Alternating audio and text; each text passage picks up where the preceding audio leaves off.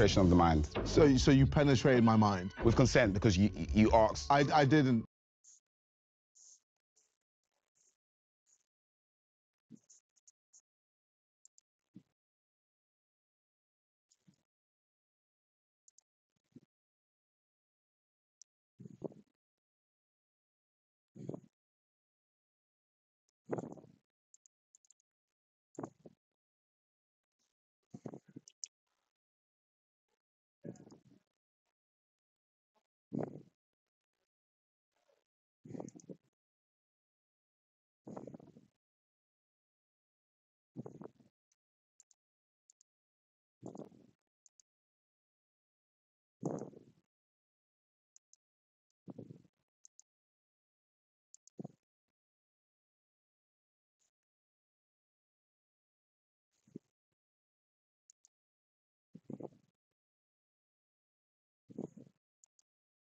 My alarm buzzed at 7 a.m., and when I picked up my phone, my heart sank because it said October 23rd for the fourth morning in a row. I was stuck living October 23rd over and over, and I had no idea why. When I got to school and sat down to eat breakfast, I spotted a kid named Elliot sitting alone at the end of the table. I nudged the girl next to me. "Do you know that kid?" She shrugged. "No idea." Something about him stuck with me because I'd sat in that exact seat myself before I made friends, and I remembered exactly how alone I'd felt. When the bell rang, I watched two seniors follow him toward the gym doors, and something in my gut told me they had something to do with why this day kept resetting. By loop 7, I stopped walking straight to homeroom and followed them instead, staying far enough back to watch without being seen. One senior grabbed Elliot's backpack and dumped it upside down onto the floor. Whoops! Elliot dropped to his knees to grab his papers, and nobody slowed down to help. My throat went tight, remembering what that felt like. On loop 9, I got there just as one senior shoved Elliot toward the stairwell at the end of the gym hall. "Watch your step," the senior laughed, shoving him again, right as Elliot's foot missed the top step. "Stop!" I screamed, but I was too far away to do anything. I saw him fall, then woke up in my bed at 7 a.m., heart pounding, before I ever heard him hit the bottom. That's when I realized this time loop wouldn't end until I actually saved Elliot's life myself. That day, I skipped breakfast and ran straight to the gym doors, planting myself between Elliot and the stairwell before either senior could get close. "Leave him alone," one of them smirked. "Or what?" I grabbed Elliot's arm and pulled him back a full step from the stairs. I was trying to think of my next move when a teacher rounded the corner and both seniors took off. Elliot stared at me, still shaking. "Why'd you do that?" "Because nobody should feel alone." The next morning when my alarm went off, it finally said October 24th. Elliot waved at me when I got to school, then walked over and sat down next to me instead of alone.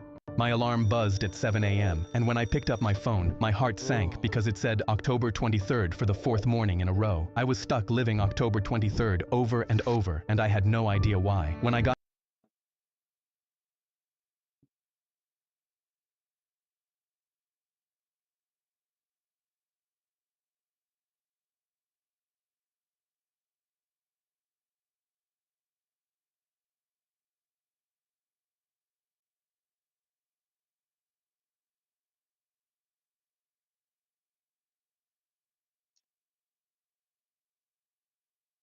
Test.